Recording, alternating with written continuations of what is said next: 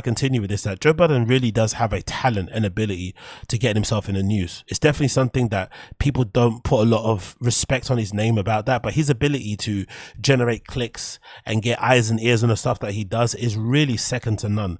You really cannot underestimate just how difficult that is to do, because none of them, I don't think, there is some exception, obviously. Recently we've seen it, but I think for the most part, everything he says he believes. He doesn't just chuck out hot takes for the sake of it, and they usually come from an informed opinion. So Joe had some very particular words to say about Drake's album. Basically, in conclusion, he didn't like it, and I think some of the stuff that he said probably hit Drake a bit close to home or annoyed him to the point where he wrote an entire reply in DJ Academics' comments. And it's funny, the DJ Academics connection, because Academics is an unapologetic Drake stan. He's a lover. He fucking loves Drake. That's his goat.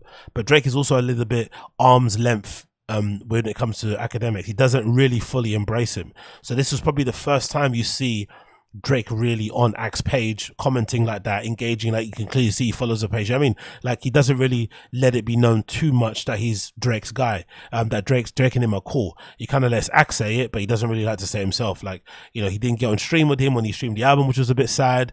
And so to him to jump on the comments that way, the comment is really interesting. And obviously to do it directing at Dro, who's also a friend of Act, was really interesting. But I want you to hear what he had to say regarding the album, because, you know, he has a point in what he's saying, but I think some of the bars are a little bit too personal, which is why probably Drake replied the way that he did. Let's hear Joe, on Drake's new album, For Older Dogs. This is like Yachty rapping.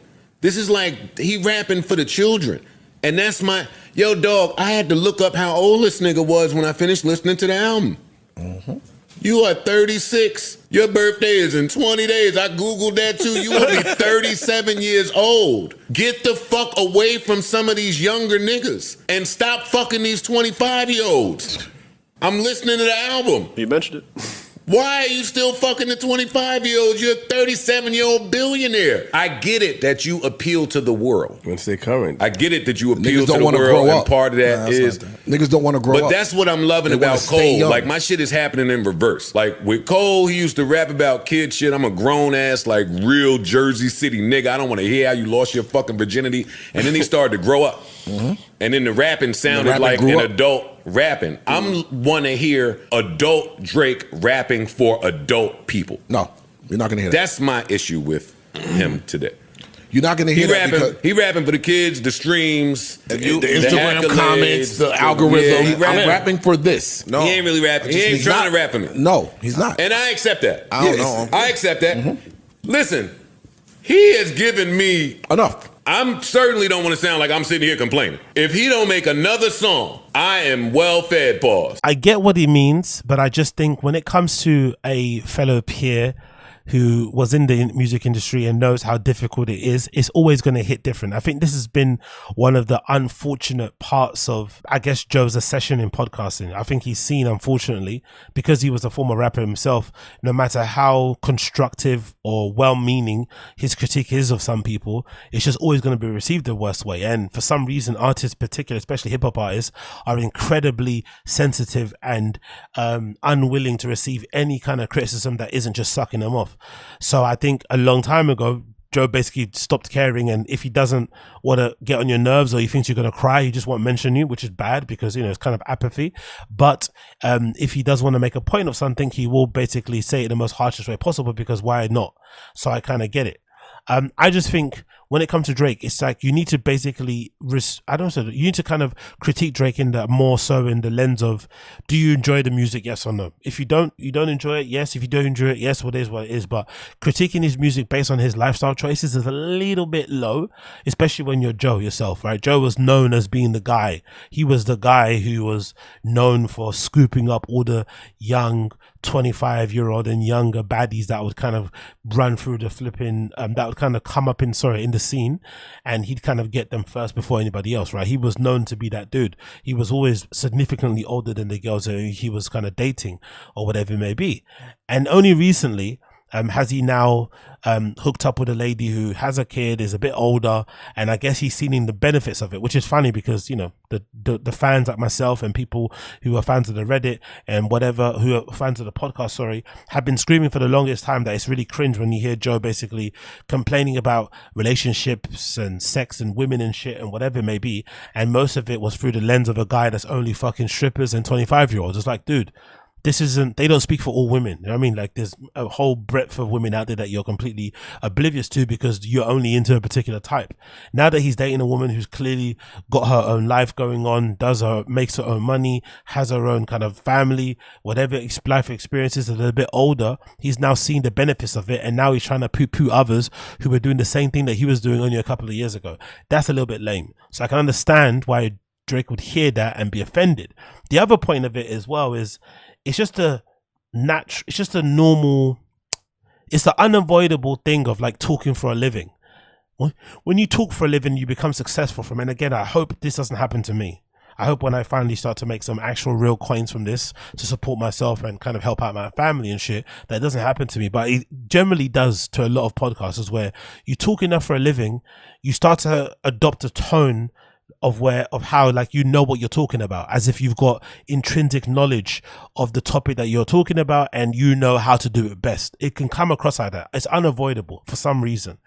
And I feel like if you're Drake and you're hearing Joe critique your career and tell you what you should and shouldn't be doing, you can maybe look at him with a bit of a side eye, like, bruh, you were never in the league though. You were never in the league like that. You were never in the league at this stage, in this era, with the pressures that are in there, with the conspiring with the record labels and the hating house people behind the scenes and the, you know, the fans wanting more and this and that. It's a difficult thing to do, to be a pop star. I remember one of the things I remember that kind of opened my eyes to it was when I was a big Weeknd fan when he first came up, and I still am now, but back when he was not really, you know, wanting to show his face on stage and sort of stuff, whatever it may be, and doing the House of Balloon stuff. I remember one pivotal album, called Kissland that he did that really split the fan base, but it was also kind of his first step to sort of like pop stardom. And I remember him saying in an interview once that it's really easy for him to do House of Balloons type music. Like, he basically said he could do 30 of those albums with his eyes closed easily. But he said the hardest thing to do is to create pop records that appeal to the masses, because there's so many different people out there in the world, right? You're having to kind of create these albums and these songs that touch people from all different parts of the world, different life experiences, whatever it may be, but it be undeniable. That's a harder thing than actually creating music for a particular type of niche who likes a particular type of brand of R&B or music, whatever he makes. So the thing that Drake is doing at the level that he's doing it is really difficult to do, to keep experimenting, to trying new sounds, and also keeping your fans fed or satisfied is really hard. And I think he does a really good job at it, especially when it comes to the compilations, when it comes to the singles, when it comes to the collabs, when it comes to the Lucy's that he throws out there. He does a pretty good job to kind of appease all of his fans. Maybe one of his criticisms you could kind of levy at Drake is that he's probably a little bit too much of a listener pleaser, which is probably why his last recent albums have been quite enjoyable to me. Honestly, Nevermind, the compilation thing, not So If I Love Her, but I didn't really enjoy that one. And then obviously For All the Dogs, I felt like were the first times he sort of like done something for himself, right? Like a sort of like, you know, a selfish sort of project full of stuff that he's been into at that current moment. I kind of like that, especially the For All the Dogs, because obviously it was mostly recorded while he was on tour. So, you know, you would imagine a lot of it was just stuff that he was into, stuff that he liked, and obviously he kind of, you know, finished all of it and then dropped it for all of us to listen to. So that might be one of the criticisms you can levy at him. Maybe he tries to people please too much and should maybe be a little bit more selfish, like a Drake, or sorry, like a Ye, and make albums that he just wants to make them the way he wants to make it. You like it or you don't, and then keep it moving. Who knows? But I feel like that's where the criticism, or that's where Drake could probably be a little bit offended at Joe, because he's thinking, hey man, you are not really in the ring like that. You never really got it like that. You should know how hard it is, you know, at this type of level, and you should have a little bit more grace. And maybe because there are kind of friends, him coming the way that he came at him, especially when it comes to the girls thing, the stuff that he said about his birthday, the age shaming was really weird, because that was something that was levied at Joe. Joe always got that kind of stick from people, right? That he is a particular age and he's messy. He's a particular age and he talks a certain way. He's a particular age and he likes certain women. He's a particular age and he acts a certain way. That's something that's always levied against him. So to him to use the same insult towards Drake, knowing how hurtful or where it comes from, is probably something that probably you would imagine got under Drake's skin to the point where he was like, no. I can't be having this guy out here talking and besmirching my name like that. So, of course, in a very rare instance, Drake decided to get into the comments and completely eviscerate Joe. And I don't know, even though I don't listen to Joe on the podcast anymore, I felt really sad for him. I'm not going to lie, because, you know, at one point they were kind of friendly. At one point, the running joke with the Joe Budden podcast was, oh, when we're going to get Drake on for an interview. But I think it's fair to say after this absolute destruction of a comment, most likely we're never going to get Drake ever on that podcast ever again, or he's never going to come on there, even if he was meant to come on there before. It's not happening anymore now. So Drake reacted or posted this comment on Instagram via DJ Academics' page from the clip that I just showed you, and he said in response, and in Joe Budden too, right? So he put a fucking name on it, which is fucking crazy. He said, at Joe Budden, you have failed at music. You left it behind to do what you're doing in this clip because this is what actually pays your bills. For any artist watching this, just remember you're watching a failure give their opinion on his idea of a recipe for success. A quitter give their opinion on how to achieve longevity. You switch careers because the things that pop into your brain had you broke, living check to check, and the raps you write had 450 men showing up to your shows in dusty N-Ice jeans to screw up their face to Mu Music 29 and pretend that you're the GOAT. Please, to any artist that's doing what they feel is right, don't let these opinions affect your mindset after the fact. This guy is the poster child of frustration and surrendering. You retired and we never hung up your jersey. We don't even remember your number. We know you for doing this, ... You withdrew from rap not because you accomplished all you need to, it's because it wasn't working for you. I never want anybody in this generation to think that the whole everybody's entitled to their opinion is a real thing, ... This is a man projecting his own self-hate and the fact that I did and continue to do everything he wanted to do for himself. If you need to put it in simpler terms, I own a 6767. He owns a modest house in the 973 and flies first class on special occasions. Absolute ether and mic drop. I like that he used this chance to dunk on Joe as also an opportunity to teach or to kind of give a lesson to younger artists to not pay too much mind to podcasters and shit. But then he's also writing an entire paragraph full of insults that clearly, you know, kind of give the impression he might have been a little bit, you know, it might have cut a bit close to home. There might be some truth in what Joe said. So I like the, you know, I love the kind of duality of that. But I think I will afford Drake some grace and just say he was just fed up of hearing Joe talk like he knew what he was talking about. Basically, I think we all felt that way. Listen to pods, especially Joe and other people. Like, they talk with such certainty about the industry, and you're like, yo, you haven't even done anything in that space. You know what I mean? You were never successful. You quit to do podcasting because the music wasn't working for you. How now do you know what it takes to be one of the biggest stars in the world? Do you know what I mean? You have no idea because you couldn't do it at your little small level or on your little scale, whatever it may be. So I just think it was just an annoyance, and he just, you know, essentially just put out all the thoughts that he's always probably held and had about Joe into one very brutal comment. It also sounded very Russ coded, right? In terms of like teaching other artists how to approach certain things and say, hey, look at this guy. Don't listen to him. He's not serious. Don't let somebody like this dissuade you from your dreams and blah, blah, blah, blah, because it's clear that Drake is having a bit of a reawakening.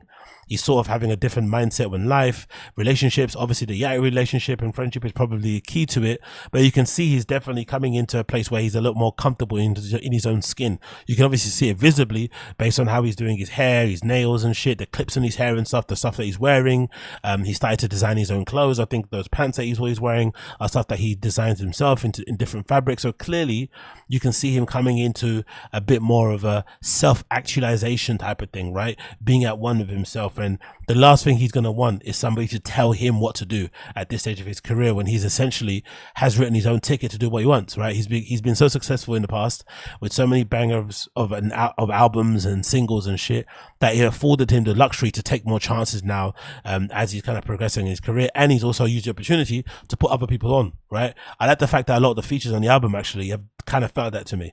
They felt like a bit of a homage, not a bit of a homage, they felt like a gratitude feature.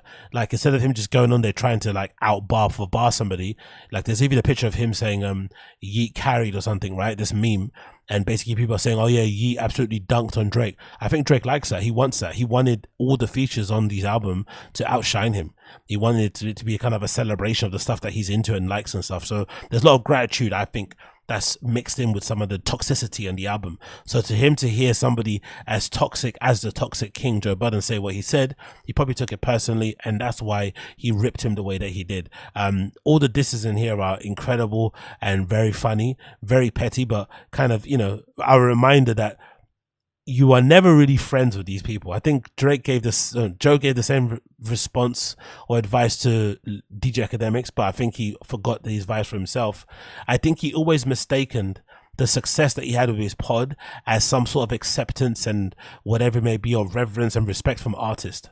That's my current feeling. I think I think Joe honestly did think, because his podcast was going off and people were loving it, that people in the industry actually liked him. And I think a good sign of this is this post here, courtesy of the Reddit that someone posted. It's a screenshot taken from the Shade Room comment, that's kind of, you know, rounding up the news and Drake's flipping reply. And you can see here in the likes down below that Big Sean liked this post, and Joe and Big Sean are meant to be cool. So I think it's clear to see for me that a lot of these artists kind of tolerated Joe because his platform's big, maybe respected him because of he's got a big platform, who knows.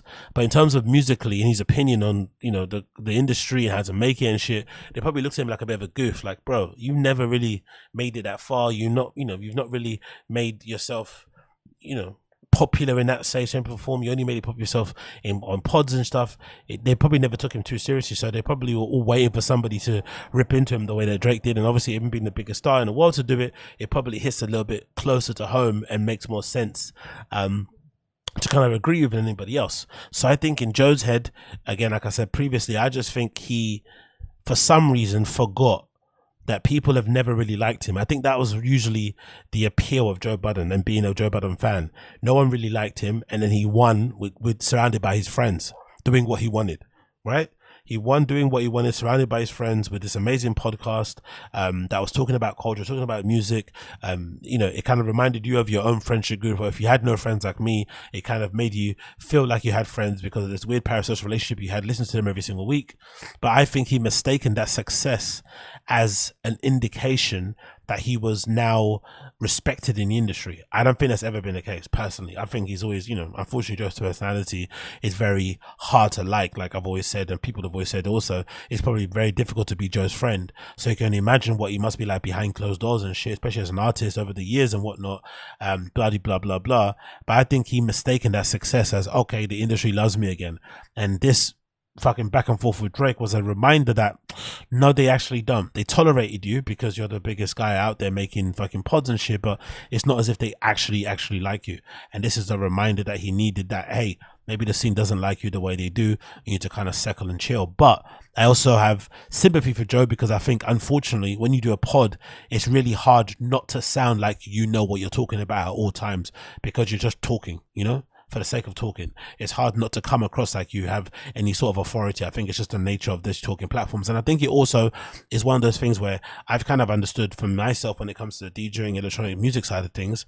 When I finally achieve what I need to achieve in that scene, and I become a touring, you know, DJ who's playing in big clubs and shit, I know that I'm going to have to probably chill out on some of the critiques that I have of the scene, of certain clubs, of certain DJs, of certain mixes, of certain albums and stuff, because it becomes more political. I'm sure once I get in the industry, I'll start to see certain things a different way. I'll start to maybe understand why certain people do certain things a certain way, and it'll make me a bit more, you know, I guess, compassionate about the positions and things that people do, and a bit more understanding, so that I wouldn't go into them too hard. But it has to change. You just can't be in it and also be a commentator. You have to decide one or the other. And I think Joe's basically been reminded of that also again. Like you're never going to be viewed as just a commentator because you were once a rapper, you were once in the industry, you were once trying to pursue your own musical career and it didn't work out and it kind of quote unquote failed and you gave up and went to podcasting. So now you trying to dunk on people who are still active, who are still, you know, putting up numbers, who are still out here. It can be viewed a little bit like, bro, come on. You know what I mean? Like, you have to be for real. So I get Drake's response to it, but it's just unfortunate that when you write this much amount of text, it's really hard not for it to come across like you're pressed, you know? That's the only issue. When it's this amount of words, it's hard not for it to come across like you give a fuck. Even if you write one line, it just sounds like you're hating, it sounds like you're hurt. When you write a whole paragraph, people think that you're hurt. So it depends. Do you just ignore it and act like you didn't see it, even though you disagree with everything that person says and you think they're talking out their ass? Or do you want to use it as a teachable moment to remind people, hey, I'm not someone to be joked with. I take my art seriously. Also, if you're going to come at me correct, especially if you haven't got your own affairs in orders. But I think this is, you know, it's kind of on par with what Drake's been on this year or this, you know, in the run up to the album, because he did the same thing to Elliot Wilson too, right? He gave him a big dressing down also. So I'm not surprised that he was not having it when flipping Thingy said what he said. Then he also played this really funny clip. I'm going to see if I can get it up on here. Bear with me. But he played this clip basically talking about, you know, the whole Joe thing again, and basically saying, oh, this guy thought he was Kobe, and it's a clip taken, I think, from the Golden State Warriors. I think it's a documentary maybe that they have because of their championship. Again, I'm not a basketball guy, so please forgive me, but he played this clip on his Instagram stories regarding the whole thing that I thought was absolutely hilarious. Let me play it for you now. Chasing that fair world tour, they don't love you like that. You can't get no fair world tour, they don't love you like that. You ain't got that type of love. You thought you was Kobe?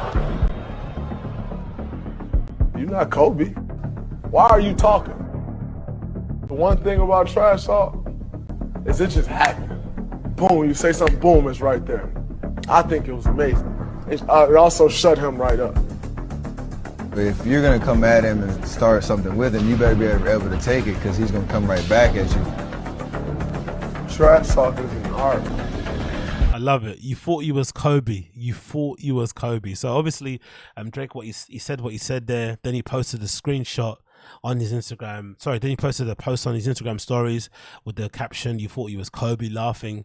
And then that wasn't enough, right? He kind of, for Joe Budden, he then decided to go after fucking Parks, which is hilarious, right? Because all I hear whenever I see Parks' name is Miles saying Parks, and it's funny because Parks has been a unapologetic Joe Budden cockholster, right? He's been sucking him off since the breakup. He's made it very clear where his allegiances lie, and it was kind of gross, to be honest, when the whole breakup happened. How quickly he sided with Joe, his inability to be objective and the whole beef and stuff. But I guess he knows where his bread is buttered, and he made it very, very clear. So he was sucking off Joe, and ever since then he's kind of been Joe's kind of cheerleader, always giggling at whatever he's saying on the pod in the background and stuff, and just a little bit annoying of how much of a arse licker he is. So it's quite nice that he's getting some shots fired at him also, because, you know, if you're gonna lick Joe Budden's ass, you also have to accept that you're gonna maybe catch some strays along the way. So he posted a picture of, you know, Parks looking like Parks does, and also posted a caption underneath that says the following: "Sorry, one more thing. ... Imagine listening to Mark Zuckerberg tell the next generation about good verses and turnt beats." And then he's got obviously Parks looking the way that he does. So, you know, basically comparing Parks to the uncoolest guy ever is fucking incredible. You know, Mark Zuckerberg is a lot of things, but he's not a cool dude, and he's not going to be able to, you know, give good critiques on turnt beats or good verses, which is funny because I'd love to see Mark Zuckerberg see this and take it as a challenge and start producing. Imagine Mark Zuckerberg goes in the lab, puts out a little skit in reply to this and proves everybody wrong. No, I've actually got some sauce. Watch me make a tune. Watch me make a thing. Like, you know what I mean? He's got a fucking moniker, Big Zucks or something. That would be pretty sick if that happened, but I doubt it's going to happen. But yeah, I love Drake for actually tearing apart everybody and going at them. And it's also going to be good content. You know, I think anybody that's a fan of Joe or has heard Joe Budden's podcast and content will know he has no capacity for embarrassment or shame. He's a content over everything type of guy, similar to Adam 22. So he's going to love this. As embarrassing and as you know, as this is, to get obliterated like this by the biggest star in music, right? This should be embarrassing for anybody. He's going to love it because it's going to give him content for the next 10 plus years. And it also kind of puts to bed this idea that him and Drake aren't cool, or he doesn't talk to him, or doesn't know what he says, doesn't see anything. That whole narrative can die now, because he's going to be playing it up now, because he knows Drake's always going to be watching his content, or he knows people are going to be thinking Drake's watching his content. So you're going to see fucking Joe really basking in the glory of Drake saying what he said about him. So be prepared for the next podcast to be either a cope session where he tries to cop please, or it'll be a session where he basically tries to say this was all part of the plan, he's pressed, all this sort of stuff. Or maybe even a wild card option, you may see Joe go back in a booth and lay some crazy verses down on a track and actually go fucking, you know, go all the way in on flipping Drake, and make it be known that hey, don't talk to me that way, I can outbar you. That might be an option. You never know, but let's see what happens.